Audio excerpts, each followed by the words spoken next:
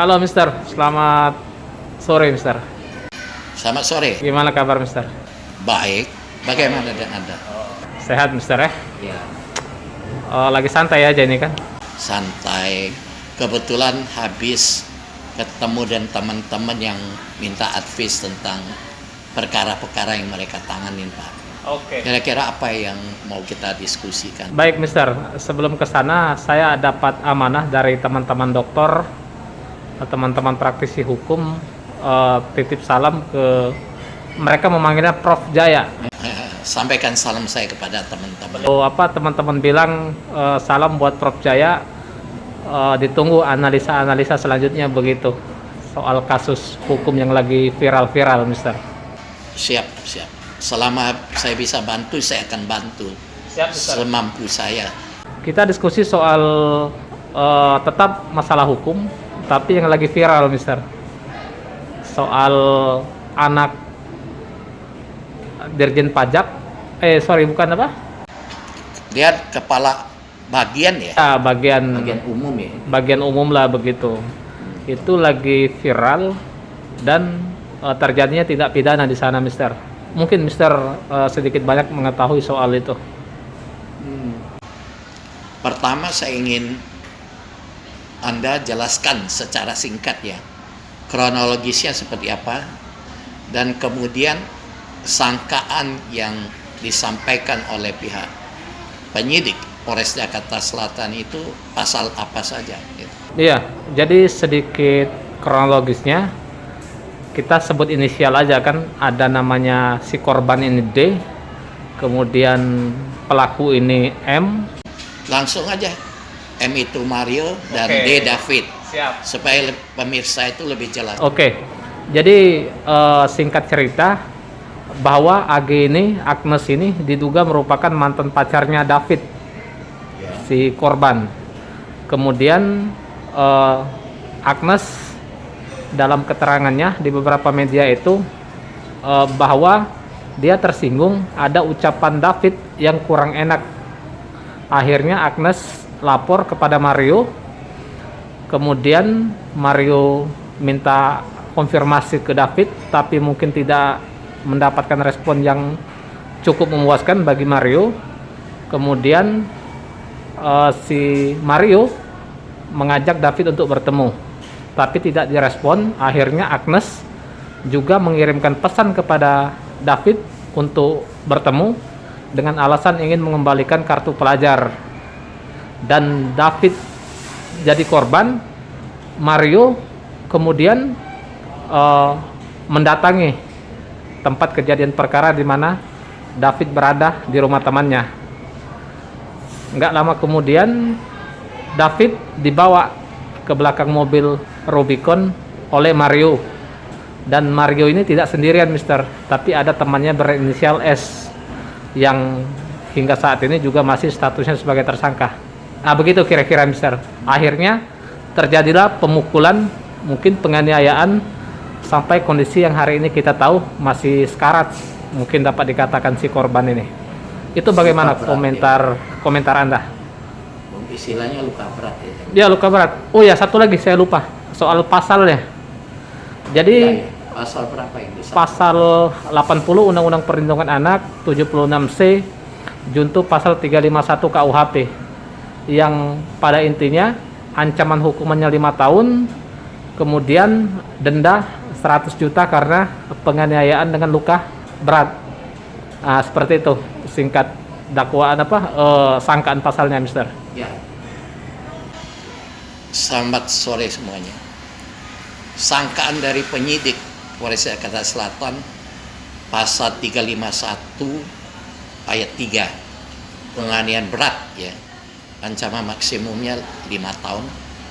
Kalau dikaitkan dengan ketentuan Undang-Undang Pidana Anak, itu tuh sama, itu ancaman maksimumnya 5 tahun, tapi ditambah dengan denda 100 juta. Ya Pak ya. Dalam konteks perkara ini banyak juga pertanyaan dari teman-teman dari Peradi maupun Ikadin yang menyatakan apakah dimungkinkan kalau kita masukkan ke dalam pasal percobaan pembunuhan. Kemudian ada juga permintaan dari DPR yang menyatakan bahwa ini sebenarnya bisa dikualifikasikan percobaan pembunuhan berencana. Dalam kasus ini, kalau disebut pembunuhan, percobaan pembunuhan maupun percobaan pembunuhan berencana, inti dari delik itu adalah pembunuhan. Dalam hal ini, unsur esensial adalah kesengajaan offset atau juga adanya mens rea. Mens rea itu kalau di dalam konsep hukum di Amerika tuh malicious mind, adanya pikiran jahat. Kalau malicious mind itu pikiran jahat, yang mana dengan pikiran jahat itu dia melakukan suatu tindak pidana, tujuannya aktus seterusnya itu untuk menghilangkan nyawa orang lain. Jadi apakah bisa dikualifikasikan dalam pidana percobaan untuk melakukan pembunuhan ataupun pembunuhan berencana? Kita buktikan terlebih dahulu, adakah ada atau tidak niat dia dari awal untuk menghilangkan nyawa si David.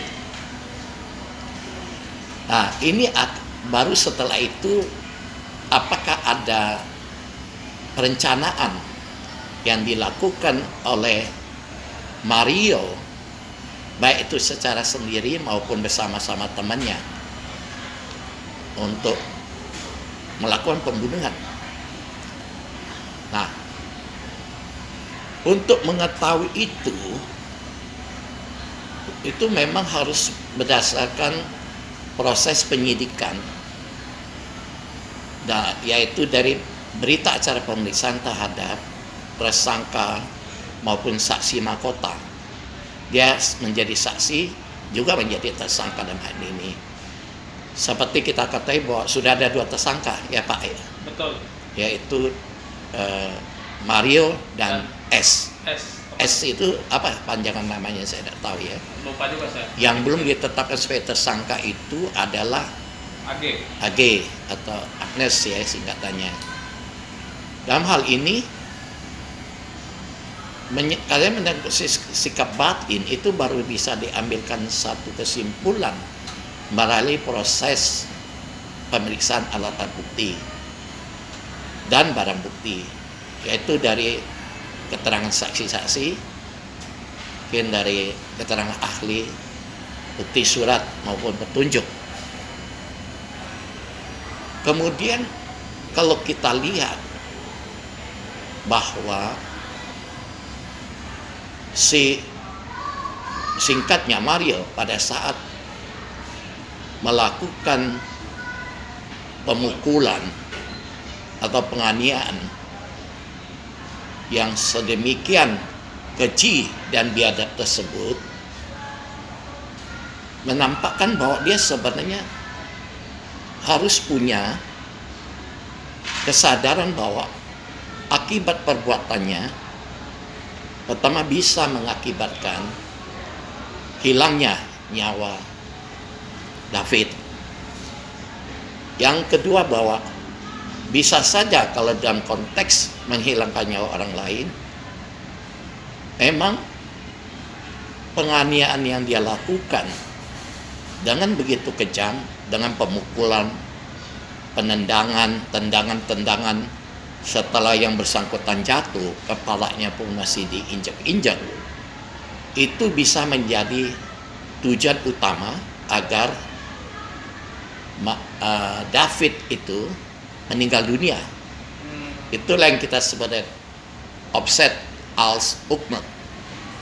Yang pertama tadi offset als Mohlek Bursin, bahwa dengan dia memukul demikian dahsyat, menendang, juga menendang kepala itu, dia harus menyadari bahwa akibat dari perbuatan itu kemungkinan besar si David bisa meninggal dunia dalam konteks ini. Yang selanjutnya, mengapa disebut percobaan melakukan pembunuhan? Atau dalam konteks pidana kan disebut pohing, yaitu percobaan melakukan tindak pidana. Bahwa apabila dapat dibuktikan sikap batin atau malicious mind atau mens rea serta adanya kesengajaan dari Mario untuk menghilangkan nyawa David, kemudian sudah ada permulaan pelaksanaan atau disebut begin van uitvoering, kemudian ya seperti pemukulan, penendangan yang sangat keji berulang kali yang kita jelaskan tadi, bahwa si Mario setelah melihat itu jatuh dan pingsan, dia tidak melanjutkan, dan kemungkinan juga ada pihak lain yang berusaha menghentikan, berarti bahwa dia dapat dikualifikasikan telah melakukan percobaan pembunuhan. Artinya apa? Dari awal dia sudah melakukan niatnya, kehendaknya sudah dimulai dengan adanya permulaan pelaksanaan dengan tendangan pukulan, tetapi tidak hilangnya nyawa dari David pada saat itu bukan semata-mata karena kehendak dia, melainkan ada faktor-faktor di luar itu sehingga dia tidak meneruskan sampai meninggalnya si korban. Itu yang percobaan pembunuhan. Oke. Pohing. Oke. Yang kalau soal perencanaan nanti harus dibuktikan apakah sebelumnya dia sudah dalam sikap batin pikirannya, wah saya kalau ketemu si David ini saya akan bunuh dia. Ya, apakah dia sudah atur waktunya, kapan saya akan ketemu dia, kapan saya akan melakukan pembunuhan pada saat itu. Nanti ini paling akan bisa diketahui pada saat selesainya proses penyidikan terhadap para tersangka, saksi-saksi mahkota maupun barang bukti yang ada. Oke. Nah, sebenarnya itulah maksud saya kenapa pasal-pasal itu seharusnya dimasukkan juga oleh penyidik di dalam sangkaan kepada Mario, dan kemudian berkaitan dengan peranan AG dan S. Kalau mereka masing-masing ini ada peranan, juga di dalam sangkaan itu harus dimasukkan ketentuan tentang keturutsertaan, Pak. Deal naming. Mengapa deal naming? Deal naming itu kan maknanya beberapa orang yang melakukan satu tindak pidana kan dikualifikasikan sebagai para pelaku.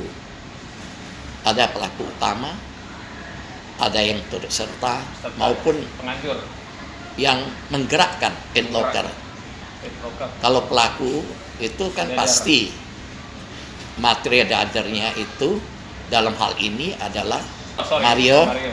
Kemudian yang menggerakkan ini bisa saja ini pertama dipicu oleh si Agnes. Maupun S. Tapi si S juga maupun Agnes, karena mereka bersama-sama ada dalam situasi pada saat terjadinya percobaan pembunuhan seperti yang kita katakan tadi, mereka juga dianggap turut serta melakukan hal itu. Dan gradasinya menurut ketentuan hukum pidana ini itu sama. Oke, sedikit Mister. Ini kan di beberapa media memang disebutkan kalau mereka ini ketemu David ingin memukul tapi bukan membunuh bahasanya. Apakah itu masuk kualifikasi percobaan pembunuhan? Walaupun dia tidak menyebut ingin membunuh tapi memukul. Itu bagaimana? Ada niat dia untuk memukulkan sambil menganiaya. Ya. Ingin menganiaya. Tapi dalam konteks apakah itu akan jadi percobaan pembunuhan? menganiayanya itu sampai sejauh apa? Misalkan dia pikir, kan yang melakukan penganiayaan itu kan penganiayaan Mario, melakukan penganiayaan, tetapi pada saat pelaksanaan itu penganiayaan maupun pemukulan dilakukan sudah sedemikian keras berkali-kali dan menyentuh daerah yang sangat vital termasuk kepala. Seharusnya itu bisa terjadi bahwa dia mengubah pikirannya. Dia dari pemikirannya, dari malicious mind itu atau mens rea itu, dia ingin membunuh sebenarnya. Jadi mengambil nyawa si David itu ada dalam pikirannya, makanya dia melakukan itu dengan sangat intens, sangat keras, dan di daerah-daerah yang vital. Kalau kita mukul kan kita pilih hanya sekedar untuk memberi pelajaran, ya pilih daerah yang tidak vital, tidak bahaya. Kalau dari video yang Anda kasih saya tonton kan, daerah yang dipukul itu kan daerah yang sangat vital, sensitif, termasuk daerah kepala. Sehingga kalau tidak salah penjelasan dari rumah sakit itu dia ada pembekuan di otak ya Pak ya. Yeah. Nah itulah menurut saya pasal itu seharusnya dimasukkan setidak-tidaknya percobaan pembunuhan. Karena apa? Kalau percobaan pembunuhan kan perhitungannya kan begini. Untuk pembunuhan itu maksimalnya 15 tahun. Nah, strafmat bagi percobaan pembunuhan itu adalah ancaman pidana tertinggi dikurangi sepertiga, sehingga 10 tahun.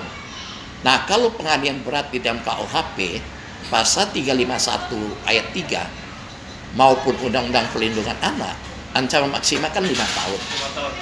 Ya, menurut saya itu terlalu ringan. Tapi semua itu nanti bergantung kepada perkembangan penyidikan serta masukan dari jaksa penuntut umum. Berarti menurut Anda seharusnya atau dimungkinkan mencantumkan terkait dengan pasal percobaan pembunuhan? Ya. Kecuali bisa dibuktikan juga adanya unsur perencanaan. Dalam arti perencanaan itu ada persiapan yang lebih matang. Dia punya waktu, bahwa memang awal dia punya niat banget. Saya mau habisin ini orang. Saya tentukan waktunya di mana, dengan cara apa, dan waktu yang cukup panjang, cukup ya, tidak harus ditentukan jangka waktu tertentu. Dia bisa meneruskan melakukan pembunuhan tersebut maupun dia membatalkan. Contoh lain yang masih hangat dari pemberitaan di TV terhadap percobaan pembunuhan itu adalah seorang yang dikatakan sebagai suami membopong istrinya dari dan mau dibuang ke laut dari kapal KMP Salem ya, dari Merak tujuan ke Bakahuni. Tetapi karena istri itu pegang erat pada pagar besi pembatas kapal, dan kemudian ada pihak lain yang berhasil menolongnya, sehingga tujuan dari suami untuk menghilangkan nyawa sang istri itu tidak tercapai. Oke, Mister. Jadi penganiayaan yang dilakukan oleh Mario kepada David ini menimbulkan implikasi yang sangat serius terhadap bapaknya, Rafael. Implikasinya di mana? Bahwa harta kekayaan bapaknya ini diduga tidak sesuai dengan profil bapaknya selaku pejabat pajak. Dan harta kekayaannya pun itu melebihi atasannya sendiri, Dirjen Pajak, dan beda tipis dari Menteri Keuangan hartanya, yaitu 50M. Dan flashback jauh ke belakang, itu pada tahun 2012 pun harta bapaknya ini juga sudah dicurigain oleh PPATK, kemudian dilaporkan kepada KPK, dan KPK juga sudah melaporkannya kepada Menteri Keuangan saat itu, namun tidak ada tindak lanjut. Nah, menurut Anda selaku pakar dan juga praktisi hukum, dengan harta kekayaan tahun 2022 sejumlah 56 miliar, dengan jabatan dia sebagai pejabat pajak, wajar atau tidak harta segitu? Apakah misalnya ada hal-hal lain yang sekiranya patut diduga dan dicurigai? Nah, sebelum masuk ke pokok permasalahan, saya ingin menyampaikan terlebih dahulu, kan selain yang bersangkutan itu sudah dicopot dari jabatannya sebagai kabak. Betul. Dan kemudian dia juga menyatakan pengunduran diri sebagai ASN. Sebaiknya Inspektur Jenderal ini jangan menerima terlebih dahulu pengunduran dirinya. Karena apa? Dikhawatirkan pada saat dia akan diperiksa menyangkut harta kekayaan yang tidak wajar itu, dia punya alasan dia tidak dalam kapasitas sebagai ASN lagi. Itu berkait dengan pertanyaan Anda yang sebelumnya, kalau LHKPN dia yang demikian besar 56 miliar dikaitkan dengan jabatannya sebagai kabak eselon 3, paling tinggi kan itu golongan 4B. Take home pay-nya itu kira-kira belum sampai 50 juta. Untuk mengumpulkan harta 56 miliar itu, dia kerja sampai ratusan tahun pun tidak mungkin dapat. Kita katakan demikian. Nah, sehingga timbul kecurigaan. Kecurigaannya apa? Bahwa adanya tindak pidana pencucian uang dalam kaitan dengan jabatannya. Dalam rangka untuk itu, sederhana sekali, LHKPN-nya itu dikaitkan dengan profil dia.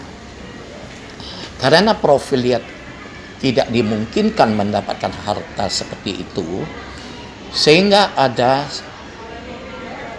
adanya kecurigaan akan sumber keuangan. Ya. Selain kecurigaan akan sumber keuangan dia dari mana, dengan demikian timbul juga kecurigaan dari transaksi yang ada di LHKPN. Karena apa yang dicek harta kekayaan itu kan disebut juga aset. Aset itu kan tanah, bangunan, mobil, misalnya bergerak maupun tidak bergerak lah, termasuk juga kendaraan. Dan memang terbukti bahwa LHKPN dia 2022 itu tidak memasukkan mobil apa itu namanya Rubicon dan Harley Davidson, itu aja. Dan kemudian ditarik juga ke sebelumnya. Sebelumnya kan sudah timbul kecurigaan dari PPATK waktu menelusuri aset-aset dia. Dia sudah punya aset tahun 2012 ya. Dia sudah punya aset sampai 20M lebih. 20M lebih.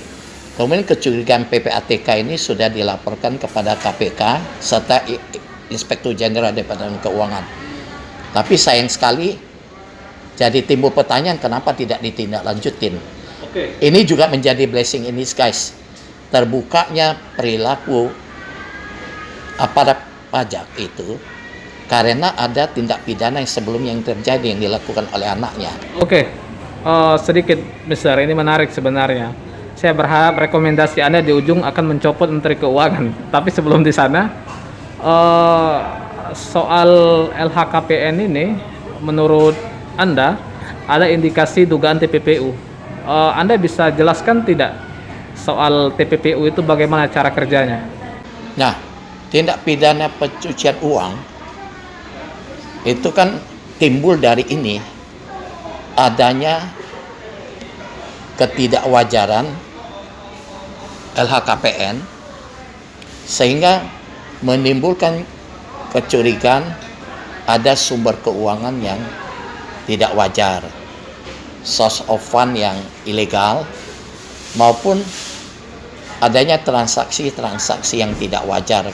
Ini semua kan pertama dikaitkan dengan profil dia sebagai pejabat yang tidak seharusnya memiliki harta seperti itu. Sehingga dalam hal ini kan, dalam konteks TPPU ini, kita cerita dulu ya, kalau sampai ke pengadilan itu, terdakwa itu yang harus membuktikan bahwa harta kekayaan yang dia miliki ini bukan merupakan hasil dari tindak pidana. yang mana yang menjadi predikat crime-nya itu adalah yaitu tindak pidana asal. Tindak pidana asalnya kan antara lain bisa korupsi, illegal logging, illegal mining, drug trafficking dan lain sebagainya. Dalam konteks ini pasti timbul pertanyaan, kalau dia tidak bisa membuktikan bahwa hasil kekayaannya adalah dari normal business practice, praktek bisnis dia, atau didapatkan dari hasil yang legal, misalnya dia mendapatkan warisan atau hibah dari apa, itu kan harus dia buktikan dengan akte hibah, dengan itu akte wasiat dan sebagainya. Nah, karena itu patut kita sayangkan apakah dari awal yang LHKPN-nya itu dicurigai, pihak KPK maupun Irjen sudah belum melakukan audit investigatif. Audit investigatif kan tugasnya untuk mencari, menemukan dan menyimpulkan dari mana kira-kira hasil kekayaan ini. Berarti kalau itu belum dilakukan, tindakan investigasi internal itu kemungkinan banyak pejabat-pejabat terlibat dan membiarkan kondisi ini, begitu menurut Anda? Saya lihat ini sudah Departemen Keuangan pada umumnya ya. Dirjen Pajak, ada pembiaran yang dilakukan oleh mereka. Mengapa hal yang dari apa yang disampaikan oleh PPATK tidak ditindaklanjutkan? Nah, kalau tidak ada terjadi percobaan pembunuhan yang dilakukan oleh Mario kepada David, ini tidak akan terungkap. Dan malah ada informasi bahwa ada belasan ribu ya, karena Departemen Keuangan yang belum melaporkan LHKPN tahun 2022. Sehingga saya berpendapat bahwa reformasi birokrasi yang katanya dicanangkan sejak tahun 2002 sangat jauh dari keberhasilan, Pak. Oke, saya sedikit mendeklar, Mister. Kan kecurigaan itu kan tidak serta-merta kemudian memiliki dasar dan landasan yang kuat. Bisa jadi misalnya memang dia sudah punya harta atau bisnis di luar itu kan. Kita tidak tahu soal itu, tapi dapat dimungkinkan. Nah, bergeser ke ujung, menurut Anda apa yang harus dilakukan dengan kondisi begini, dan bagaimana seharusnya internal khususnya Menteri Keuangan bersikap dan lembaga eksternal seperti KPK dan lainnya bertindak begitu? Ya, dari hasil proses pemeriksaan kan si Rafael ini kan harus menjelaskan perolehan proceed dari harta kekayaan dari mana aja. Nah, kalau dia ada bisnis lain juga bisa dipertanyakan. Uang untuk melakukan aktivitas bisnis ini apakah bersumber dari uang yang halal, ataukah juga bersumber dari profil dia sebagai pejabat pajak. Nah, pejabat pajak ini kan dia punya karir tahun 2013 kalau tidak salah kan, di kepala bidang pemeriksaan ya. Iya, pemeriksaan dan penyidikan. Kepala bidang penyidikan dan pemeriksaan Dan penagihan juga. dan penagihan pajak. Iya. Itu posisi yang istilah orang awam ini sangat basah, Strategis. sangat strategis. Tinggal harus dibuktikan apakah dia mendapatkan kekayaannya itu dari para taxpayer, dari pembayar pajak.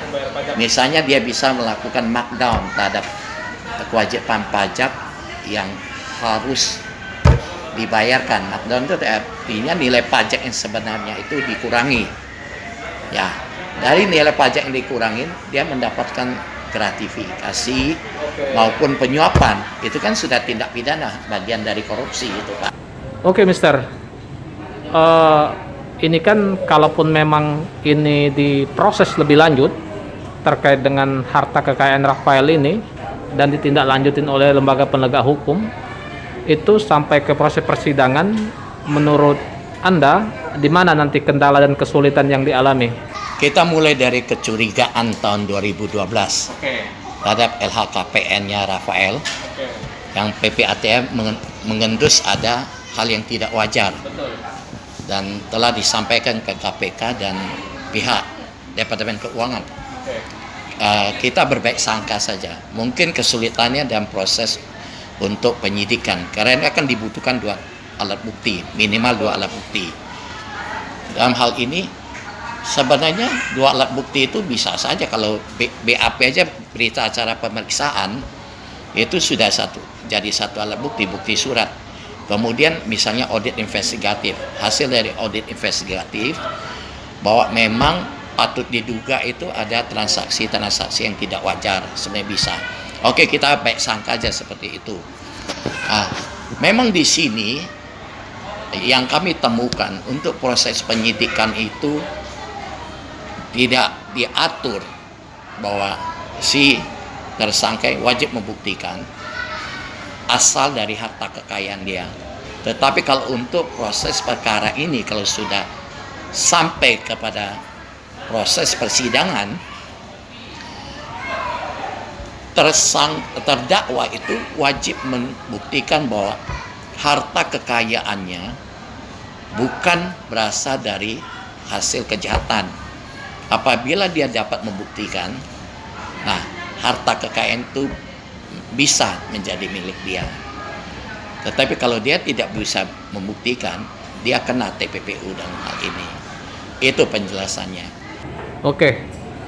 Kalau soal modus itu bagaimana menurut Anda? Yang utama itu inti dari TPPU ini kan ada di pasal 3. Pasal 3 itu dia bisa berbagai bentuk, seperti dia menempatkan, mentransfer, menghibahkan, mengalihkan, membeli macam-macam barang, mengalihkan kepada menjadi valuta asing, yang intinya bentuknya itu menyamarkan atau menyembunyikan. 3 modus utama itu yang kita sebut sebagai placement. Placement itu hasil dari TPPU itu dia ubah menjadi uang yang nilainya jauh lebih kecil, kemudian dia tempatkan, dia deposito ke bank, dia bawa itu bagaimana penempatannya? Dia menempatkan itu di bank. Kemudian ada juga layering ini dia lapis-lapiskan itu dalam arti dia beli barang-barang berharga, beli rumah mewah, beli berlian, beli yacht, kapal pesiar, ya, dia beli saham segala itu di perusahaan afiliasinya, macam-macam dan lain sebagainya, maupun integration ini hasil kejahatan itu kan yang sifatnya ilegal dicampur baurkan dengan bisnis yang halal, legitimate. Misalnya dia bikin rumah kos, bikin hotel, bikin restoran, dan lain sebagainya. Itulah integration. Itulah contoh 3 modus utama money laundering, Pak.